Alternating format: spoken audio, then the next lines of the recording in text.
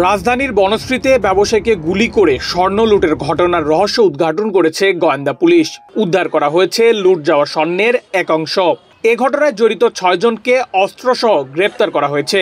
জব্দ করা হয়েছে ডাকাতির সময় ব্যবহার করা মোটরসাইকেল। এই ঈদে জামা জুতো অ্যাকসেসরিজের ডিসকাউন্ট। 8 মার্চ শনিবার ডিএমপি মিডিয়া সেন্টারে আয়োজিত সংবাদ সম্মেলনে ডিএমপি কমিশনার শেখ মোহাম্মদ সাজ্জাদ আলী এ বিষয়ে বিস্তারিত তথ্য জানান। আমরা এই ঘটনাটি উদ্ঘাটন করতে সক্ষম হয়েছি। এই ঘটনায় 7 জন জড়িত ছিল, তার মধ্যে আমরা 6 জনকে গ্রেপ্তার করতে সক্ষম হই এবং ঘটনায় ব্যবহৃত অস্ত্রটিও আমরা উদ্ধার করি, 2 রাউন্ড গুলি সহ। সাথে স্বর্ণ, বিকৃত স্বর্ণের মূল্যবান 2,44,000 টাকা এবং একটি ব্যবহৃত মোটরসাইকেল, 2টি মোটরসাইকেল ব্যবহার হয়, তার মধ্যে একটি মোটরসাইকেলও আমরা উদ্ধার করি।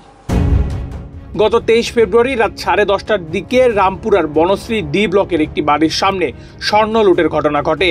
ব্যবসায়ী আনোয়ার হোসেনকে গুলি করে তার কাছে থাকা প্রায় 200 ভরি স্বর্ণ ও নগদ 1 লাখ টাকা ছিনিয়ে নিয়ে মোটরসাইকেল করে পালিয়ে যায় দুর্বৃত্তরা। আশেপাশের ভবন থেকে লোকজন ছিনতাই ও গুলির দৃশ্য মোবাইলে ভিডিও করেন। রাতেই সেই ভিডিও সামাজিক যোগাযোগ মাধ্যমে ভাইরাল হয়। ভিডিওতে দেখা গেছে 3 জন মোটরসাইকেল থেকে নেমে ব্যবসায়ী আনোয়ারের কাছ থেকে ব্যাগ ছিনিয়ে নেওয়ার চেষ্টা করছেন। তিনি ব্যাগ ছাড়ছেন না। ধস্তাধস্তির এক পর্যায়ে একজন তাকে গুলি করেন। পরে ব্যাগ ছিনিয়ে মোটরসাইকেল করে পালিয়ে যায় তারা। ব্যাপক আলোচিত এই ঘটনায় জড়িতদের ধরতে মাঠে নামে ডিবি পুলিশ। ডিবি পুলিশের অনুসন্ধানে এই ডাকাত চক্রের 6 জনকে আটক করা হয়। তাদের কাছে থেকে ডাকাতির কাজে ব্যবহৃত 2 রাউন্ড গুলি সহ অবৈধ আগ্নেয়াস্ত্র ও একটি মোটরসাইকেল জব্দ করা হয়েছে। আর ডাকাতি যাওয়া 2,44,000 টাকার স্বর্ণ উদ্ধার করা হয়েছে। এবার আমি একটু অন্য প্রসঙ্গ। আজকে রমজানের 7 তারাবি 7টি হয়ে গেছে। তারাবির সময় মুসল্লিরা, ঢাকাবাসী তারাবিতে যান, আপনারাও যান। 1.5-2 ঘন্টা তারাবি লাগে।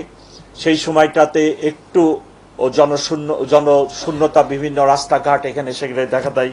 সেই সময়টাতে আপনারা পুরুষ মানুষ অধিকাংশই তারাবিতে আসেন। আপনাদের বাড়ি, ফ্ল্যাট, দোকান আপনারা একটু সযত্নে রেখে আসবেন, নিরাপত্তাটা।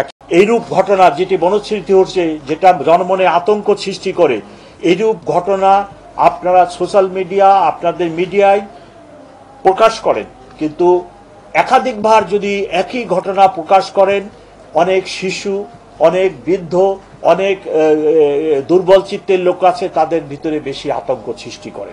সো আপনাদের প্রতি আমার অনুরোধ, আপনারা প্লিজ এমন কোনো ঘটনা, এমন কোনো দৃশ্য আপনারা দেখাবেন না যেটা জন আতঙ্কের সৃষ্টি করে। নেহাল আহমেদ প্রান্ত, বাংলাদেশ প্রতিদিন।